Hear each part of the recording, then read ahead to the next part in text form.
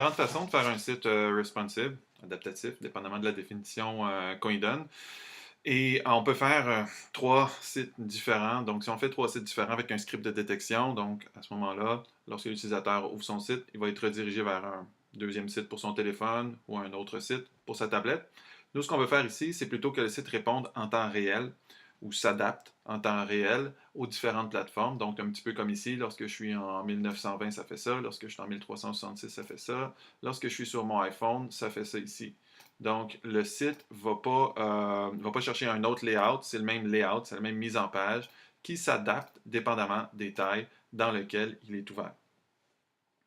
Pour faire ça, donc au début, vu qu'on va utiliser les mêmes images pour toutes les plateformes du site, donc on va essayer, dans un premier temps, de cibler c'est quoi notre grandeur la plus grande, où est-ce qu'on s'en va avec ça, pour qui est notre public cible. Bon, moi, pour ça, je vous conseille le 1920 par 1080 parce que c'est une des tailles les plus grandes dans les plus populaires. C'est sûr qu'on pourrait aller en Retina, mais là, on est au-dessus de 2000 pixels et on est avec une marge de marché infiniment petite pour le moment et ça fait des images qui sont très lourdes parce que si on est en responsive, c'est les mêmes images qui vont servir pour toutes les plateformes. Donc, ça aussi, c'est quelque chose à prendre en considération. Donc, dans Photoshop, je vais sauvegarder toutes mes images à la bonne grandeur. Donc, par exemple, si j'ai besoin d'un site de 1920, je vais aller adapter mon image pour qu'elle soit à 1920 pixels avant que je la rende, ainsi de suite.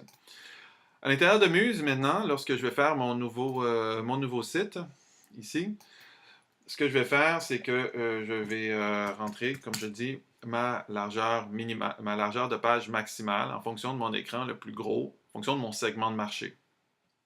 En l'occurrence, 1920 pixels.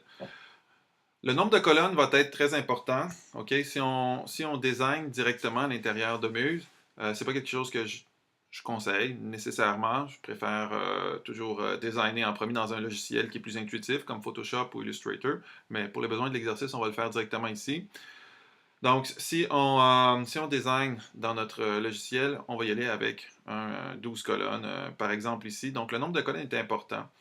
Ce faisant, juste vous expliquer aussi que si je travaille à l'intérieur de Photoshop, donc ce que je vais préférer faire au préalable, c'est d'y aller avec un document Photoshop qui soit, par exemple, qui soit de la bonne taille déjà au début, donc qui correspond le même nombre de colonnes. Alors, comment je vais faire ça ici? C'est que je vais travailler dans une grille. Donc, dans mon document Photoshop, je vais tout de suite avoir le nombre de grilles, donc par exemple ici, une douzaine de grilles, puis je vais placer mes éléments sur les grilles. Euh, je vais vraiment les accoter sur chacune des grilles dans mon Photoshop, de sorte à ce que lorsque je rentre dans Muse, je vais faire correspondre le nombre de grilles, le nombre de colonnes que j'avais dans Photoshop, ici, à mon nombre de colonnes que j'ai ici. Si vous cherchez des documents Photoshop avec des grilles pour ne pas faire les calculs, ici, c'est très très simple. Là. On a juste à aller à googler grid 960. C'est ce que je trouve de mieux pour les grilles, c'est super bon, 960 grid system. On pèse sur ça ici, puis après ça, on va avoir tout un paquet de documents ici, tout un paquet de templates Photoshop, dont celui que je vous ai montré ici. Donc, par exemple, avec mon 960 ici, je vais dans mes templates et je vais avoir des templates Photoshop ici avec des 16 colonnes, des 12 colonnes, des 24 colonnes. J'ai juste à ouvrir ça dans Photoshop, puis si je travaille pour 1920, je l'adapte à 1920 pixels. OK? Donc, de retour dans Muse, donc prenant pour acquis que j'ai terminé mon design, ou que je fais du screen design ici, donc j'y vais avec mon 12 colonnes, c'est ce que j'ai décidé. Ensuite, la gouttière, ben, c'est l'espace entre chacune des colonnes. On fait correspondre ça à Photoshop, à notre design, pour que ce soit logique, pour que tout marche bien. Dans les réglages avancés, ici, puis n'oubliez pas qu'il faut que ce soit une largeur fluide pour que ça soit vraiment responsive, pour que ça réponde bien. Ensuite, dans mes réglages avancés, largeur minimum, c'est la largeur minimum, donc la plus petite plateforme à laquelle mon site se destine. 320, c'est une très bonne valeur. 320, c'est la taille des iPhones de première génération. C'est la taille des viewports d'iPhone de première génération. La hauteur minimum aussi. À 500, à 500, ça va. Je peux laisser ça à 500. Ça va correspondre autant pour les téléphones parce que la hauteur du viewport, euh, ça va avec ça. On est dans les 600 au niveau de la hauteur du viewport en mode portrait dans les premiers téléphones. Et donc, au niveau des écrans aussi, ça va. Fait qu'on peut laisser ça comme ça. Les marges, vous pouvez les fixer, c'est à vous. Au niveau de la résolution, donc pour l'exemple, je vais rester en résolution standard parce que je vais éviter le HIDPI deux fois pour le moment, parce que le HIDPI deux fois va me forcer à rentrer des images qui sont deux fois plus grandes pour me destiner à des viewports qui sont deux fois plus grands. Donc pour le moment, je vais laisser ça à standard, mais sachons-le, on peut cocher HIDPI deux fois, et là à ce moment-là, chaque fois qu'on rentre une image, elle rentre dans Muse deux fois plus petite, pour me permettre de pouvoir, évidemment, le montrer dans un viewport qui représenterait une résolution deux fois plus grande. Donc, par exemple, dans le iPhone 4, notre viewport est de 320, mais la résolution est de la résolution réelle, le nombre de pixels, c'est de 640 de largeur. Pourquoi je le décoche aussi ici, c'est que c'est rendu plus ou moins caduque par les nouveaux modèles de téléphone, parce que les nouveaux modèles de téléphone, on est avec des 3 fois, dont les iPhone 8, iPhone 10, etc. Là. On n'est plus rendu à 2 fois, mais on est rendu à 3 fois. Donc le viewport est 3 fois plus petit que la résolution réelle. Muse ne nous le propose pas, donc je ne vois pas l'utilité pour le moment. En tout cas, pour les biens de l'exercice, je le laisserai à standard. Puis aussi, c'est qu'il ne faut pas oublier que j'ai juste une image qui rentre dans cette mise en page-là et qu'elle va se rétrécir ou s'adapter. Donc, si je travaille en résolution Retina dans ce contexte-ci, ça devient dangereux parce que sur mon téléphone qui est très petit, on va charger une image qui est très très grande, on va encombrer la bande passante. Donc, c'est plus ou moins intéressant pour cette solution-ci. Pied de page rémanent, afin que mon pied de page soit toujours dans le bas de la page, ça va m'aider à concevoir des designs intéressants. Je paye sur OK. Je rentre dans ma page d'accueil. Bon, le gabarit ici, dans le cas de l'exemple, je vais faire tout mon design dans ma page d'accueil parce que je vais faire un long site. Dans le gabarit, j'ai pas même le choix d'y passer un peu pour venir fixer un peu mon en-tête. Alors, mon en-tête, par exemple, la hauteur de mon en-tête puis la hauteur de mon pied de page, c'est des choses que je peux seulement fixer dans le gabarit. OK? Donc, par exemple, je viens de fixer ça à 100 pixels, mettons ici. Là. Donc, je peux juste aller mettre ça, puis je vais mettre un pied de page aussi de cette hauteur-là. Peut-être 50 pixels pour mon pied de page, ça serait plus raisonnable. Donc, je dois aller dans le gabarit pour le fixer parce que rendu dans ma page d'accueil, clic. Rendu dans ma page d'accueil, ben, je vois que ces guides sont grisés. Voilà, c'est comme ça.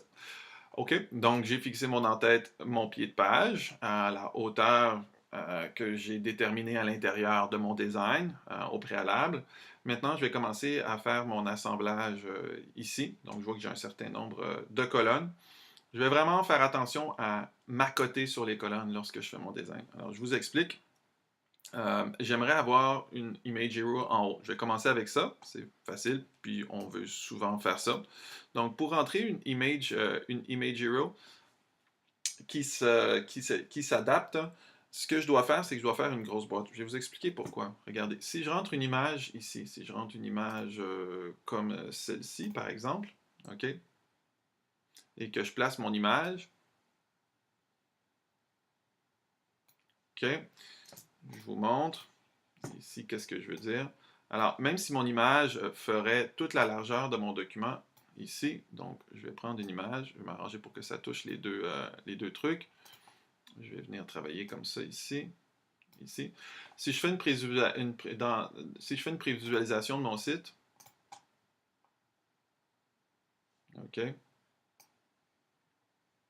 Donc, qu'est-ce qu'on voit, c'est que lorsque je rétrécis et que j'élargis mon document, l'image s'ajuste en largeur et en hauteur. Alors moi, pour mon Image Hero, dans le cas de ce que je suis en train de faire, ça peut être ce que vous voulez faire. Lequel cas, on y va comme ça. On place une image, on vient coller les deux bords, elle fait 100%. Mais dans le cas de ce que je veux faire, moi, ce que j'aimerais, puis c'est aussi pour vous le montrer, là, c'est que j'aimerais que mon image ne s'ajuste qu'en largeur seulement. OK? Et là, lorsque l'image elle est entrée comme ça, comme une image commandée, elle ne s'ajuste que seulement en hauteur et en largeur. Je n'ai pas la possibilité de l'ajuster seulement en largeur seulement, c'est grisé. OK? Donc, ça ne fit pas pour mon design à moi, pour le moment. Alors, qu'est-ce que je peux faire pour qu'une image puisse rentrer en largeur seulement? Dans le fond, je vais créer une div, l'équivalent d'une div avec un background image en propriété, image size cover. Alors, je vous explique. Je vais me faire une grosse boîte ici, et cette boîte-ci, cette boîte qui n'a pas de X, pas la boîte qui a un X, c'est comme ça, c'est que les boîtes qui n'ont pas de X à l'intérieur, on a un nom, ces boîtes-là, ici, l'outil rectangle, ces boîtes-là me permettent d'être en largeur responsive. Okay? C'est principalement pour ça que je vais utiliser cette boîte-là, c'est qu'elle me permet d'être en largeur responsive, puis elle me permet aussi d'être étirée sur la largeur du navigateur. Alors ça, ce que ça veut dire, c'est que ça vient faire là, 100% de mon navigateur, voyez-vous? Donc ça, c'est très intéressant que ça puisse faire ça. Donc, juste mettre une couleur à l'intérieur là, pour qu'on comprenne bien. Lorsque je vais prévisualiser le site dans le navigateur ici, je vais voir que ma bande, lorsque je rétrécis, elle ne vient pas travailler en hauteur. Fait que c'est exactement ce que je voulais dans mon design. Moi, je vais placer une image à l'intérieur de ça. Donc, si je récapitule, je suis allé placer ma boîte à 100% de la largeur. OK? Si ça ne pogne pas, vous allez dans redimensionner puis vous cochez étirer sur la largeur du navigateur. C'est ça que ça va faire. Et ensuite, j'aimerais bien avoir un Image Hero à l'intérieur. Donc, qu'est-ce que je fais pour placer mon Image Hero à l'intérieur de ça? Je clique sur Fond et je m'en vais ajouter une image. Et là, je m'en vais chercher l'image que je veux placer à l'intérieur de ça. Donc, je suis allé travailler mon image ici. Je vais vous montrer. Ben, tiens, c'est bon que je vous le montre aussi, regarde, parce que c'est des attributs de responsivité. Alors là, je vais faire ajuster au fond. Ajuster au fond, ça va faire une image en background cover. OK? Alors là, je vais juste élargir un petit peu mon image. Fait que mettons que ça, c'est un design que j'aime. Toujours tester votre image. OK? Toujours tester votre truc. Si je prévisualise mon site dans le navigateur, ici. Alors, ça va, mais il y a un moment donné où est-ce que tu vois que le haut prend trop de place. Donc, je vais être obligé de rentrer dans Photoshop, d'aller travailler dans mon image, ici. Puis, j'ai enlevé un petit peu j'ai enlevé une portion du haut dans cette image-ci. OK? Ici, voilà. Donc, je vais l'ouvrir dans Photoshop ici, là. Je vais enlever une partie du plafond comme ça pour être certain que mes héros, je leur vois toujours la tête. OK? Donc, fichier, enregistrer sous ici. Je vais sauvegarder cette image-là en JPEG. Hero, ici. Ah, je l'avais déjà fait, tu vois. Je le savais que je l'avais fait. Je le savais que je l'avais fait. Elle s'appelle Hero. Voilà. OK? Comme ça, mon image va mieux répondre aux différentes largeurs. Je n'aurai pas cette portion-là du plafond qui va m'achaler. Fait que cette image-là, elle est placée dans une boîte.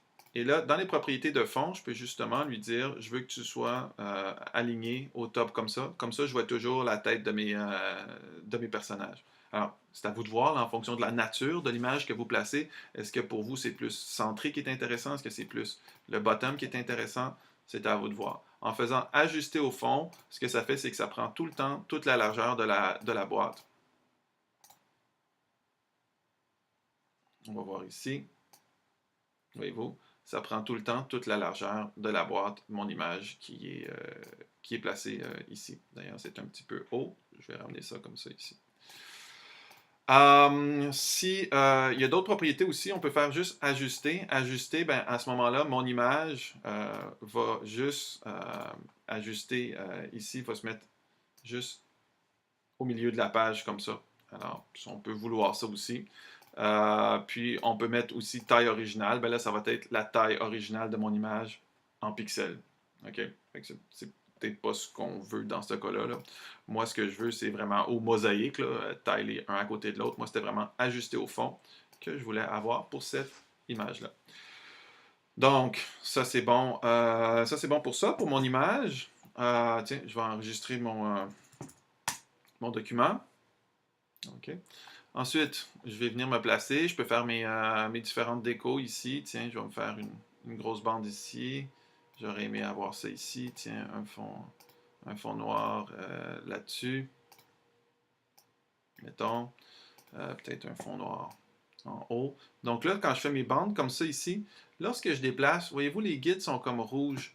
Il faut tout le temps sentir le magnétisme des éléments. Autant dans la largeur que dans la hauteur, le magnétisme va être parfois bleu, parfois rouge. Donc, essayez vraiment de snapper, là, entre guillemets, sur les différents éléments pour que vous ayez cherché tous les attributs de responsivité à ce niveau-là. Ensuite, bon, au niveau du texte, je vais vous montrer ce que je veux faire ici, parce que si je veux travailler mon titre, par exemple, vous allez bien comprendre qu'est-ce que je veux dire. Je vais aller mettre Roboto, ici, en tout cas, mais une police web, là, ici, peu importe laquelle. Donc, admettons que ce que je veux, c'est un très, très gros titre. OK? Vous allez comprendre, ici, tout de suite. OK? Je vais le placer ici. Tout le temps, je vais essayer de snapper sur mes colonnes. OK? Tout le temps, on essaye d'avoir un texte qui snap sur les colonnes. Quoi que ce soit, parce que les choses vont se rétrécir en fonction des colonnes, sauf le texte. Le texte, dans ce logiciel-là, il n'est pas responsive. La boîte de texte peut être redimensionnée, mais pas la taille du texte. Alors, tiens, on va mettre ça blanc, ça va être plus beau ici. Bingo, bingolo, tapati patapati pouf, hein, ici. Donc, voilà, prévisualiser ça dans le navigateur. Vous allez comprendre l'astuce, c'est que regardez, là. Tu sais, comme ça, à pleine largeur, ça marche.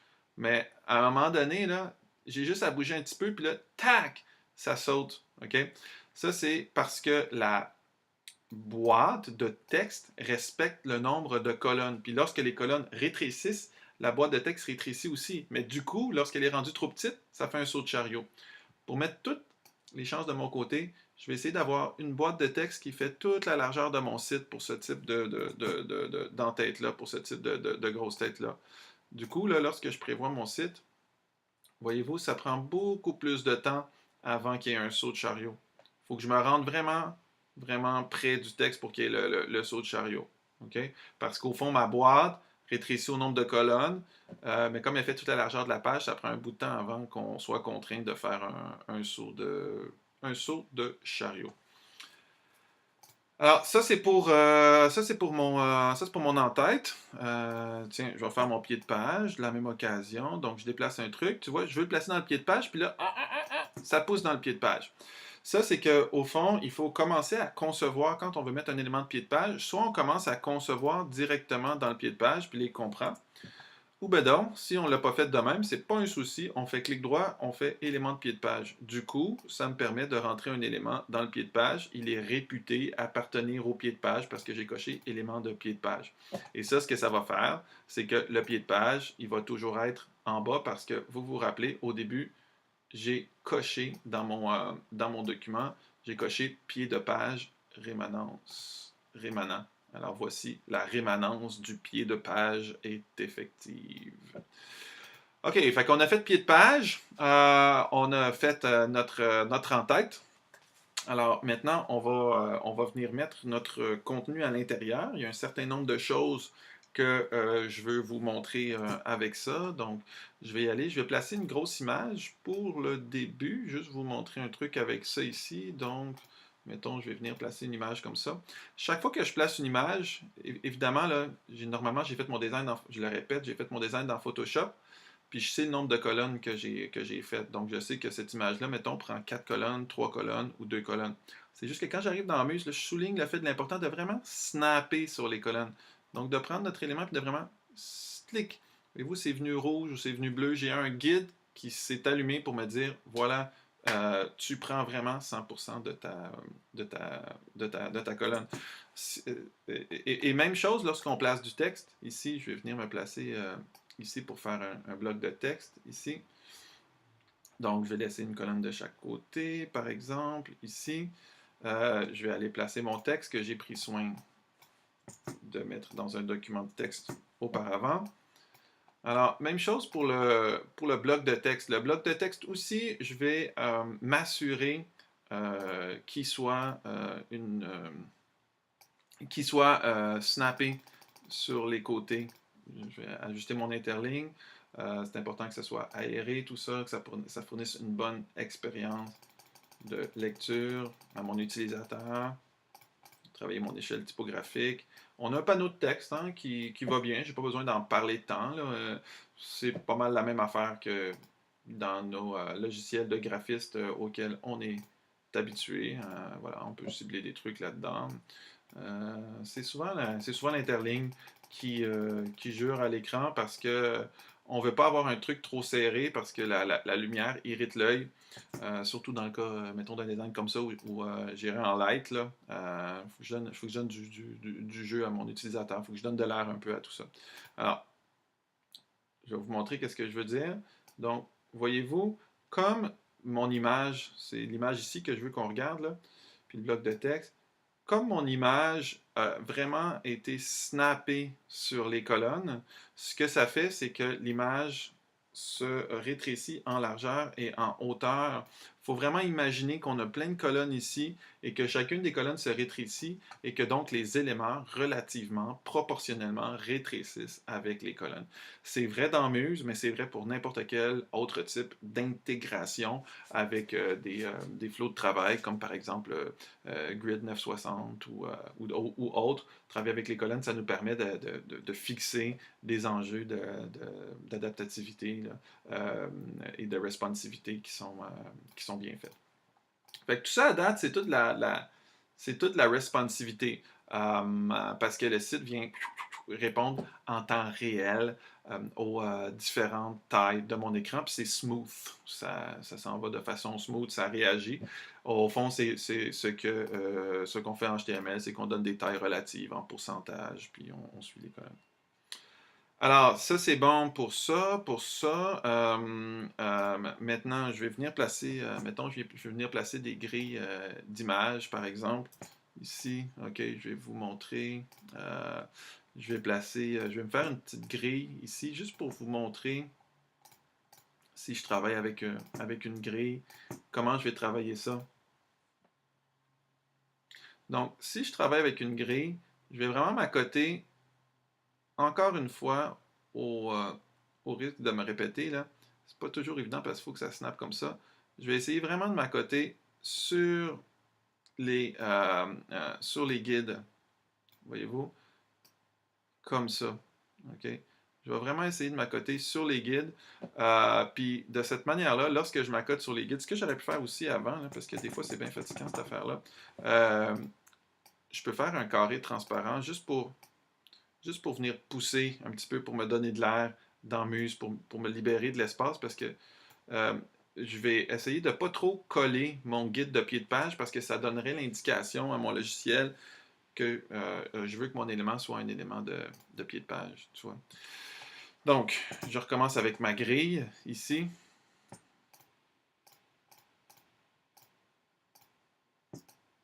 Je recommence avec ma grille.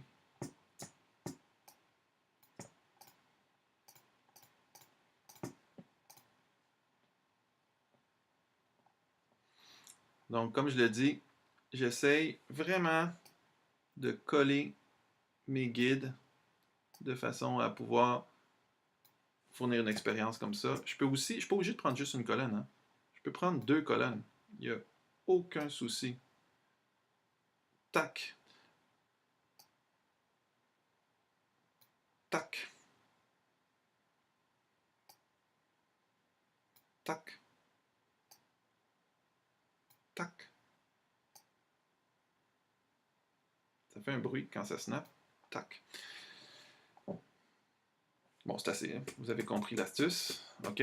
Fait que, donc, ici, j'ai ma grille. OK? Et donc, vous allez voir que vu que j'ai respecté les colonnes, vu que j'ai snappé, regardez qu'est-ce que ça fait ici.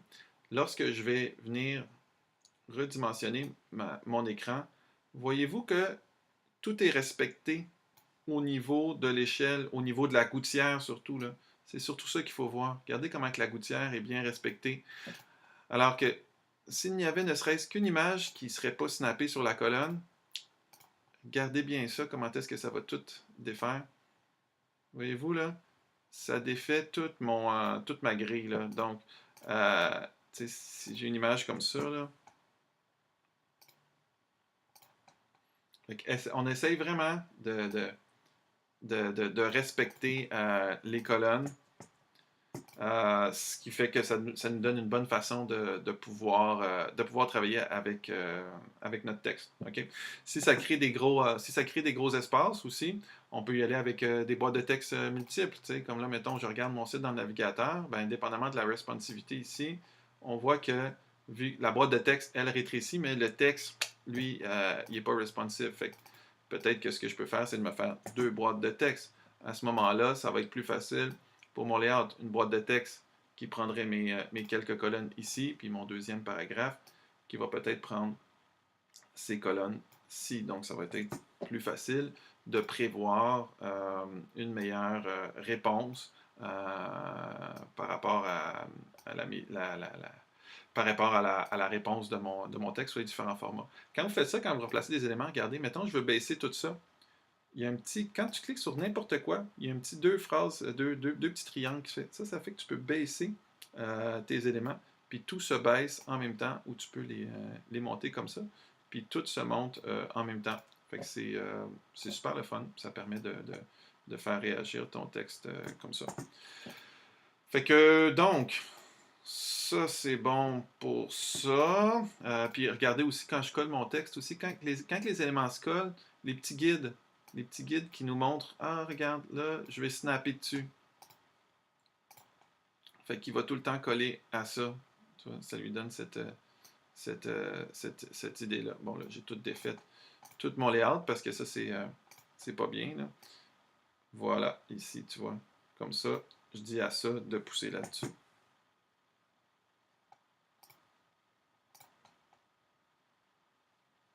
Voilà. Maintenant, tout est logique, tout fonctionne bien. OK.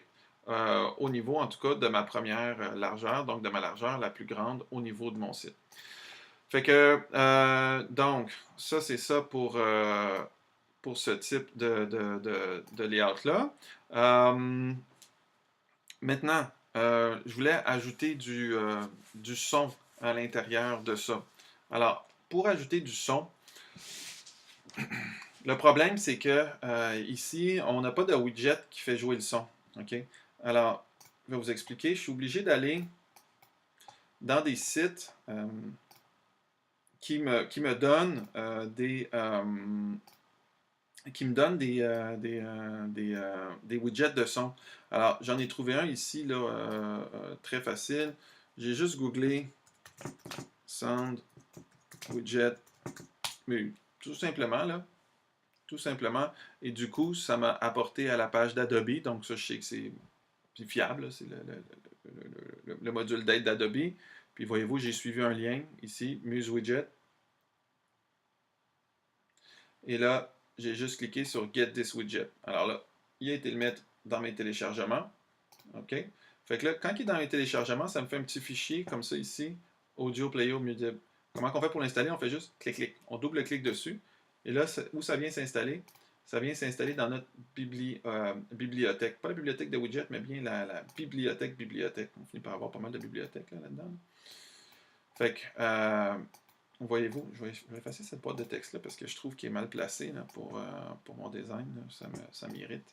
Donc, je vais continuer avec ça ici. OK. Fait que, vous voyez, dans ma bibliothèque, comme j'ai installé le widget, ben là, j'ai le widget du Audio Player. Fait que j'ai juste à mettre ce widget-là ici. Et comment il fonctionne, ce widget-là, le widget de son?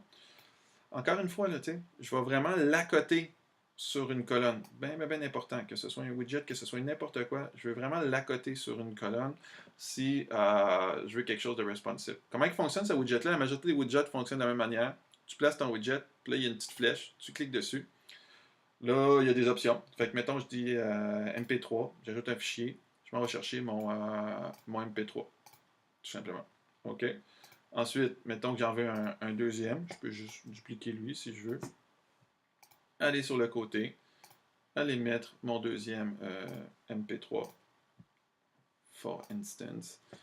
Après, bon, ben, voyez-vous, on suit nos guides, puis ainsi de suite, et ainsi de suite. OK? Donc là, ça me fait un petit widget qui va jouer mon son. C'est intéressant aussi parce que ces widgets-là, ben, on peut les personnaliser, hein. Il y a certains enjeux de personnalisation. Je peux travailler avec du texte et des icônes noires, une couleur principale jaune, par exemple, parce que c'est les couleurs de mon groupe. Bon, vous verrez, on peut personnaliser ça comme on veut ici, comme cela nous tente. OK. De suite, il faudrait que j'ajoute du vidéo dans mon truc. Alors, juste pour que vous le voyez, là, regarde, quand je fais une prévisualisation, là, à date, là, OK, avec mes widgets, voyez-vous quand je bouge mon site ici, tu vois, ils n'ont pas pogné. Tout mon site travaille, mais les widgets n'ont pas travaillé. Des fois, avec les widgets, c'est un petit peu plus difficile. Fait qu'il va vraiment falloir que je les fasse snapper sur quelque chose qui leur permet de comprendre qu'ils doivent répondre par rapport à ce point-là.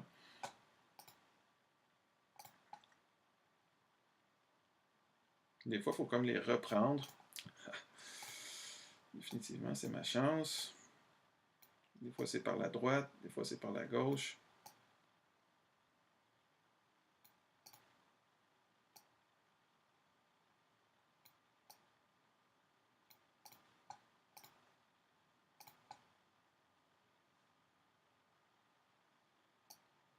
Ah, purée!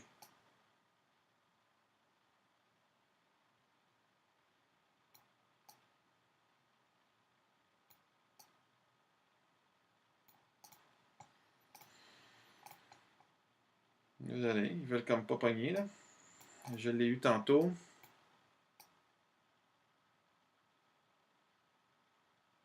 Faut comme leur trouver un point d'appui, quelque chose là, qui fait en sorte qu'ils vont comprendre que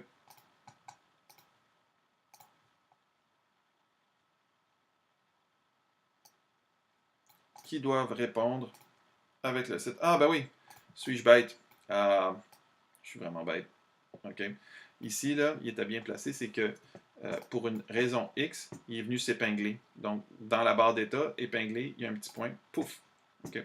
Donc là, en décochant ça, ce que ça fait, c'est que mon widget de son n'est pas épinglé. Voilà, maintenant, tout devrait être correct. Prévisualiser le site. Il est sur une colonne et il n'est pas épinglé. Voilà. Maintenant, il travaille avec le restant de mon site.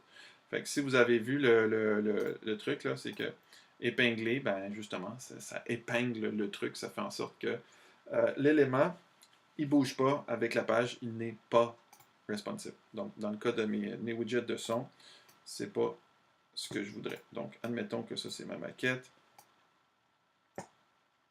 Je vais juste en mettre quelques-uns, juste pour qu'on ait un beau layout.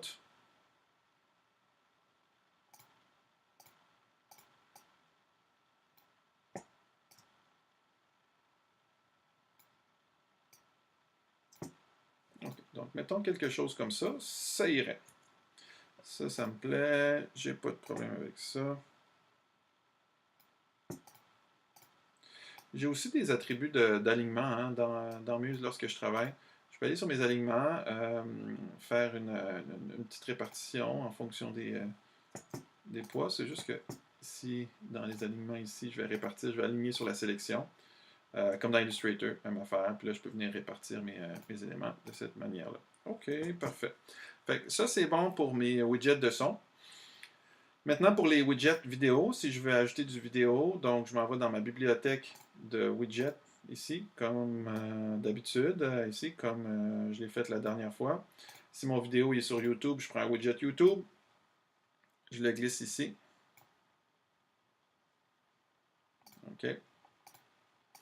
Puis, encore une fois, la responsivité, il faut que ça se nappe. Donc, je vais vraiment essayer dans Muse, les images, ça c'est drôle un petit peu, les images, lorsqu'on les remet à la taille, lorsqu'on fait une mise à l'échelle, il ne faut pas maintenir majuscule. Par contre, les widgets, lorsqu'on les met à la taille, il faut maintenir majuscule pour qu'ils gardent l'échelle. Go figure. Donc, ici, j'ai pris le YouTube puis je l'ai mis là. Maintenant, pour mettre l'adresse pour que cela joue la vidéo que je veux que cela joue, ce que je vais faire, c'est que je vais aller sur YouTube, ici. Je vais trouver le vidéo que je vais jouer, ici. Moi, j'attends toujours que la pub passe ici. Voilà. Et ensuite, je vais prendre l'adresse qui est là, je vais la copier, et de retour dans Muse, ici, je vais coller cette adresse-là. Enter, ici.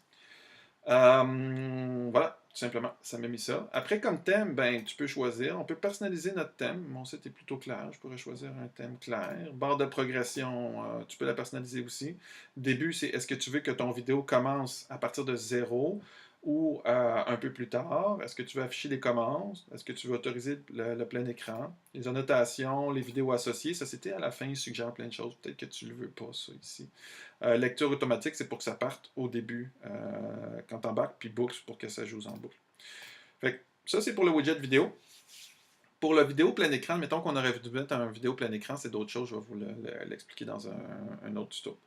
Donc, voilà pour ça. Déjà, on peut aller voir que vu qu'on a une largeur fluide, OK, puis que j'ai bien collé mes colonnes,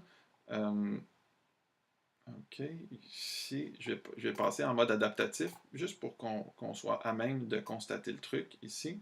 Voyez-vous, même dans le cas de mon vidéo, lorsque je passe sous mes différentes plateformes, OK, le vidéo se stretch de, OK, OK, voyez-vous ici, là, mettons, ça va bien. Fait que là, je regarde, au niveau de la responsivité, OK, au niveau de la responsivité, ça va, ça répond bien. Par contre, lorsque je tombe dans mes différentes plateformes mobiles, là, ça va plus du tout. Là. Ça ne marche plus. Là. Le viewport est beaucoup plus petit pour ça. Fait que là, il va falloir que je travaille là-dessus sur mon adaptativité. Donc, ça ne peut plus être responsive, ça ne peut plus s'adapter fluidement. Faut que je fasse de quoi. Là. Fait que là, à ce moment-ci, je vais travailler sur mes points d'arrêt. Oh, j'ai pas mis de menu, moi, là-dedans, ici, non plus. Je vais mettre un menu. Je vais tasser tout pour mettre un menu. Des petites flèches ici, je vais baisser ça. Alors, pour mettre un menu ici, à l'intérieur de ça, je vais mettre mes petites. Encore une fois, je vais essayer de travailler avec mon texte ici. Et ici, Bodo.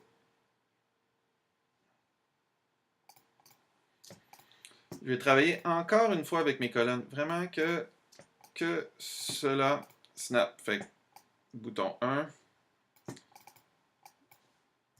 Bouton 2.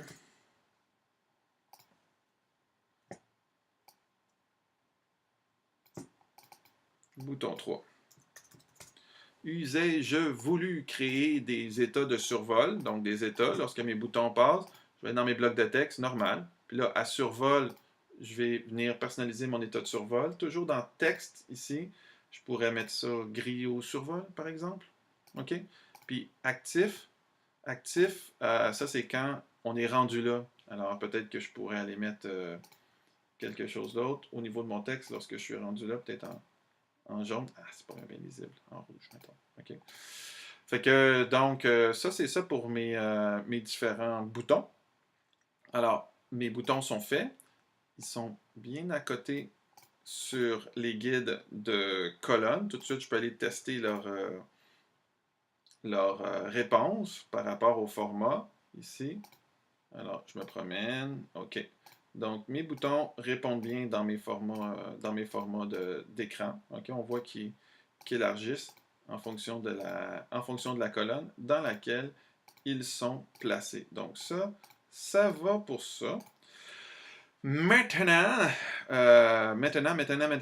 il faudrait que lorsque je clique sur mon bouton bio, j'arrive en haut. Lorsque je clique sur mon bouton musique, j'arrive ici. Puis lorsque je clique ici, j'arrive ici. Rien de plus simple. On a l'outil encre. Fait que ça, comment ça marche? C'est que tu payes sur ton encre, tu cliques en quelque part, puis là, tu mets une petite encre comme ça. C'est de la navigation avec des encres nommées. Alors, la musique. Et vidéo. J'ai juste déposé des angles. Fastoche. Maintenant, je prends mon bouton bio et je lui dis, toi, tu pointes vers l'encre bio. Je prends mon bouton musique, je dis, toi, tu pointes vers l'encre musique. Je prends mon bouton vidéo, je dis, toi, tu pointes vers le bouton l'encre vidéo. C'est tout aussi simple que ça. Et là, fichier, prévisualiser ici dans le navigateur. Lorsque je clique sur musique, j'arrive à musique. Lorsque je clique sur vidéo, j'arrive à vidéo. Et lorsque je clique sur bio, j'arrive à bio. Simple? OK. Usage voulu créer un bouton de retour. Retour en haut de page, par exemple. Rien de plus simple. OK. Je me fais un petit bouton comme ça. Je trouve que c'est plus ou moins pertinent là, parce que la page n'est pas super longue, là, mais je vais vous le montrer quand même. Donc, je vais me faire un petit bouton comme ça. Haut de page. Peut-être que je vais mettre un petit peu moins gros que les autres. Puis je vais le mettre en light peut-être ici. Peut-être que j'aurais pu importer une petite flèche aussi, quelque chose comme ça. Et là, je vais juste me créer une encre dans le haut de la page que je vais appeler haut. Comme ça. Fait que là, j'ai juste à dire à mon bouton haut de page, toi, tu pointes vers mon haut de page ici. Haut. Prévisualiser le site dans le navigateur. Et donc, lorsque j'arrive dans le bas de la page, par exemple, je peux revenir en haut de page en cliquant là-dessus. OK, ça marche. Fait que là, mon site fonctionne bien, OK? Il est responsive. Maintenant, il faut qu'il s'adapte aux différentes largeurs, OK? Parce qu'on a vu que ça ne marchait pas du tout lorsque ça devenait plus petit. Fait qu'on va aller travailler ça ensemble. Comment on fait pour travailler l'adaptativité? Regardez, je vais prendre mon ça, puis je vais mettre des points d'arrêt. Ça, cette grosse barre-là me permet de prévisualiser à l'intérieur de Muse les différentes largeurs. OK? Fait que là, je remarque que quand j'arrive ici, ça fonctionne bien, mais rendu là, ça commence à être moins beau. OK? Donc, c'est logique. Je vais peser parce que je me rends dans un écran qui est plus petit. Fait que je vais peser ici, à un moment donné, je vais me dire, là, j'aime moins ce que ça fait. Fait que je vais peser sur le petit plus. Ça me crée un petit point d'arrêt. Voyez-vous, le petit plus qui est ici. Ça me crée une petite barre qui dit 1360 quelque chose. Je vais voir les propriétés de ça, tout simplement en cliquant sur la petite barre, faire un clic droit, propriété de point d'arrêt.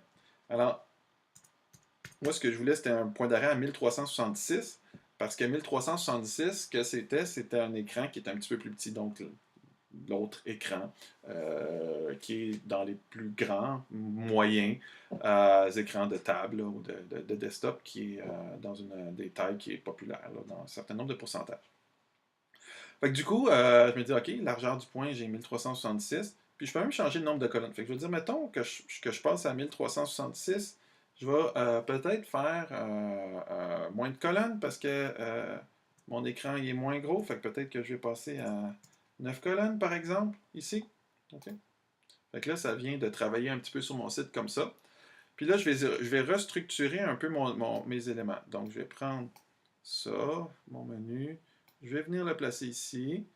Pour mon texte, peut-être que je pourrais prendre mon titre, le rétrécir un tout petit peu, baisser la taille. Je pourrais prendre tout ça, monter un petit peu ça, un petit peu plus haut, réduire la taille de ce bloc. Alors, vous me voyez, je prends ça, j'ai pas besoin de tout monter, j'ai juste à prendre avec ma petite flèche comme ça, puis ça vient travailler comme ça.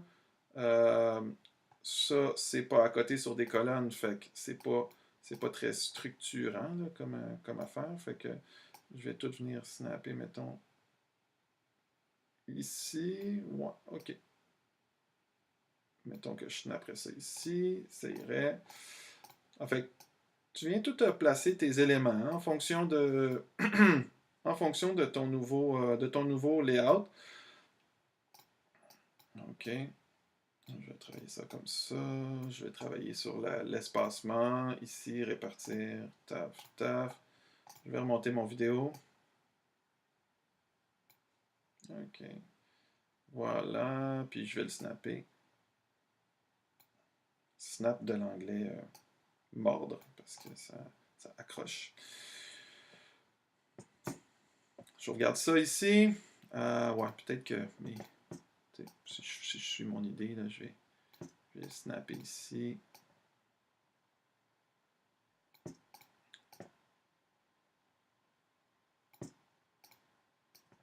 Les boîtes de texte peuvent se superposer, mais je vais vraiment faire attention que mes boîtes soient plus longues que mon texte, parce que ça travaille le texte au niveau du web. Fait que quand les boîtes de texte sont vraiment trop serrées sur le texte, ça décale le texte, ça fait des morceaux de texte qui sont décalés.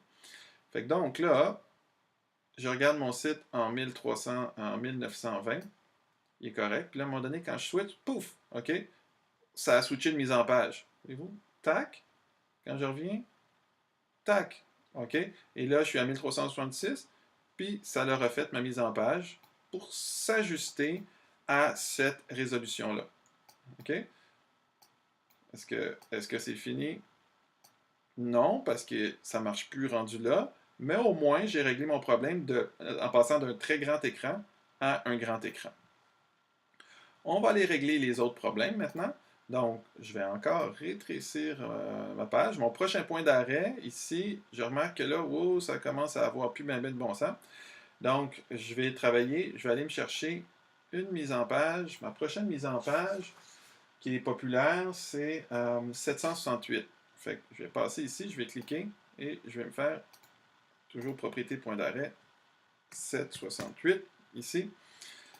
Puis là, je peux passer peut-être à 6 colonnes parce que là, cette mise en page-là, c'est une mise en page de tablette. La majorité des tablettes, OK, sont à 1024 par 768 au niveau de la résolution qu'ils affichent. C'est sûr qu'on a des iPads qui sont beaucoup plus grands pour le moment, mais ils ne représentent pas la majorité des tablettes disponibles sur le marché. Fait que pour la majorité, pour le commun des mortels, ici, on est à 768 au niveau des tablettes. OK? Ceci dit, là, si ça ne marche pas ici à 1020, là, on ne commence pas à faire une maladie avec ça, là, parce que 1020, ce n'est pas une résolution qui est populaire. 1366, oui. 1920, oui. C'est des résolutions qui sont reconnues. Donc, on essaie de travailler pour les résolutions les plus reconnues. Puis les utilisateurs ne commencent pas à faire comme nous, on fait les designers, puis à stretcher leur écran, puis à l'élargir. Bon, là, j'ai beaucoup de travail à 767 parce que mon design n'est vraiment pas adapté pour iPad. Je vais travailler sur mon texte qui est beaucoup trop gros. Même chose pour mon titre aussi, est beaucoup trop gros ici. Donc, je vais travailler là-dessus. Toujours, je vais essayer, comme je vous dis, de snapper sur mes colonnes. En même temps, c'est structurant au niveau du design de snapper sur les colonnes. Bon, je vais remonter mes trucs ici. Voilà. Je vais redescendre la taille de ce texte-là. Je suis sur iPad. OK. Prendre tous mes éléments. Oh, je pense qu'on commence à comprendre le principe un petit peu. Hein, que vous compreniez à comprendre le principe un petit peu ici. OK. Je peux même peut-être recadrer mon image, hein, parce que dans Muse, ça va me permettre de vous le montrer. On peut cadrer hein, avec cet outil-là. Mettons que mon image est trop grande et hors proportion, vu que mon iPad, c'est un format qui est plutôt paysage lorsqu'il est couché. Donc, je peux venir me permettre de travailler sur ma boîte pour qu'elle vienne vraiment fitter avec ça sans avoir à rentrer une autre image. C'est toujours la même image, mais c'est le cadrage qui change. Le cadrage, c'est la propriété CSS Clip. Même affaire pour ma grille d'image ici. Je vais venir la snapper ici. Même chose pour ces images-là ici. Je m'en viens snapper ça ici. Donc, vous travaillez comme ça ici. Excellent. Même chose pour mes petites chansons ici. Bon, là, je remarque qu'ils s'en viennent vraiment gros là, pour ma version iPad. Peut-être que la version tablette, on peut diminuer le contenu. OK? Fait que là, mettons, ça, je ne veux pas les avoir sur ma version tablette. OK? Parce que je me dis, ben écoute, c'est une version tablette, c'est une version allégée. Clic droit, je vais faire masquer dans le point d'arrêt. Ça, c'est bien important. Masquer dans le point d'arrêt, ce que ça fait, c'est qu'on ne les voit pas dans la tablette, mais ils ne sont pas enlevés de mon site. Ils sont juste masqués. OK, le vidéo ici, je vais venir le placer. Essayer de créer un bon rapport de proportion. OK. Autre page. Aussi, on va diminuer ça. Ici. L'autre page, à la limite, sur iPad, on peut enlever. Oups, jamais déliter. Jamais, jamais déliter, parce que si on délite, ça délite partout. Clic droit, masquer dans le point d'arrêt. Comme ça, mon page va visible. Parce que lorsqu'on est sur une plateforme portable, on swipe avec notre doigt. Quand on swipe, ça va vite. Pas besoin d'un retour en haut de page. On fait juste un petit coup de doigt, puis on est déjà rendu dans le haut de la page. Alors, donc, j'ai ma plateforme, j'ai ma mise en page pour 768. On va aller tester ça ici, prévisualiser le site dans le navigateur. Fait que, mettons, pour la responsivité pour les grands écrans, OK? Pour ce qui est des grands écrans comme ça, OK? On peut se permettre de faire ça ici. Après, les gens, ils ne vont pas commencer à faire ça ici. Il faut passer, vraiment voir en fonction, conception adaptative, voir qu'est-ce que ça donne sur iPad. Donc, mes différents modèles d'iPad. Est-ce que c'est beau? Est-ce que c'est quelque chose? Est-ce que ma mise en page là, pour 1024 pour 768, autant que pour un petit peu plus gros, est-ce que ça va bien? OK? Si ça va bien, c'est bon. OK? Alors, ça ne va pas pour mon téléphone, par exemple, mais pour mon iPad, ça marche. Puis pour mes grands types d'écran, ça va bien aussi. OK? Ça va bien ici. Le 800 par 600 est tellement peu répandu que je ne vous conseille pas d'adapter. Il est très, très, très peu répandu. Donc, on va y aller avec ça ici. Voilà. Et mon iPad. Fait que tout fonctionne bien à ce niveau-là pour mon iPad. Ici. Fait que j'ai fait ma version iPad. Fait que maintenant, je vais aller faire ma version téléphone, la dernière. Donc, je vais me positionner là, la dernière, mais non la moindre, hein, parce qu'on sait que la majorité des gens sont sur téléphone maintenant. Fait qu'il faut faire attention que ce soit conséquent. Fait que je vais me faire un nouveau point. Propriété de point d'arrêt. Alors là, je la mets à 480 parce que c'est le plus gros des téléphones. C'est une des tailles de viewport les plus grosses dans le monde du téléphone. Fait que si ça marche pour 480, ça va marcher jusqu'à 320 parce que 320, c'est ma largeur minimum. Ensuite, je pourrais diminuer le nombre de colonnes peut-être, y aller avec une mise en page à 3 colonnes. OK? En téléphone, on veut avoir vraiment moins d'éléments là, tu sais. Et là, ben, je me retrouve à avoir plusieurs problèmes. Peut-être qu'il va falloir justement que je change mon design là, vraiment beaucoup au niveau du téléphone. Parce que par exemple, mon Image Hero, je ne veux pas un Image Hero aussi gros parce qu'il va prendre toute la moitié du téléphone. Le concept est différent au niveau du téléphone. Peut-être que je pourrais masquer ces bandes noires-là, masquer dans le point d'arrêt, cette bande noire-là, je pourrais aussi masquer cette bande noire-là ici. De toute façon, avoir mon image au complet. Je pourrais peut-être rétrécir mon image un petit peu, peut-être même la cadrer un peu, hein, parce que au final, dans ce fond-là, je vais enlever ma couleur bizarre noire que j'avais mis en fond d'écran. On voit que ici, on passe, ça va bien, mais quand 480 ici, donc je peux travailler sur mon image un peu plus comme ça, peut-être recadrer un peu. Après ça, ce qui arrive, c'est que tout ça s'est rendu trop bas. Je vais remonter. Sur téléphone, on le sait, généralement, on veut pas ce type de navigation avec des onglets, bien qu'ils ne sont pas trop gros, là, mais ils prennent quand même de la place. Fait que ce que je vais faire, c'est que je vais faire clic droit, masquer dans le point d'arrêt. Je ne voudrais pas avoir ça. Je vais peut-être me prendre quelque chose comme un menu 3 barres dans mon téléphone, qui est populaire. Fait que là, à ce moment-là, pour mon menu 3 barres, ce que je vais faire, je vous ai fait un vidéo avec comment le faire, comment le rendre fonctionnel. Là, ici, je vais juste faire une maquette avec un 3 barres là, postiche, là, un 3 barres qui ne fonctionne pas. Puis vous pourrez aller voir la vidéo pour faire le 3 barres qui fonctionne avec le widget accordéon. Fait que je vais juste monter tout ça ici. Voilà, parce qu'on est sur téléphone. Travailler sur mon texte, le rendre peut-être un petit peu plus petit, ici. OK. Puis même, je vous dirais qu'au niveau du téléphone, c'est souvent préférable d'utiliser toute la largeur du téléphone. Donc, carrément, je peux enlever des trucs. Je masque mon image. Je vais juste prendre toute la largeur du téléphone parce que là, c'est gros sur mon écran, mais quand c'est sur un téléphone, là, c'est beaucoup plus petit. Toutes des grilles d'imagettes comme ça, on n'en veut pas. Fait qu'on va aller masquer ça ici. Bon, le widget ici, il est rendu peut-être plus ou moins intéressant parce que je peux pas le scaler, là, tu sais, fait que c'est moins le fun. Fait que peut-être que je pourrais dire que dans ma version téléphone, ben, il y aurait juste pas de widget son, ou je peux aller me chercher un widget son qui est scalable là, en magasinant. La vidéo, ça peut être bon de le laisser ici. Donc, je fais un site, au final, là, je fais un site qui est plus réduit au niveau de ma plateforme portable. Peut-être juste une vitrine qui me permet d'afficher mon groupe. Donc, ce faisant ici, je vais aller tester mon truc ici.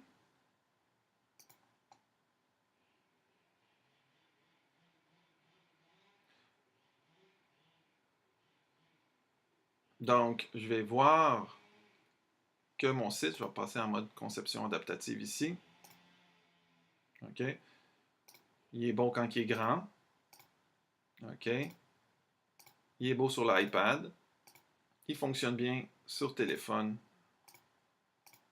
aussi. OK. Alors, les éléments sont intéressants sur téléphone. Il y a peut-être des corrections à faire, là, parce que ça donne un espace qui est pas le fun.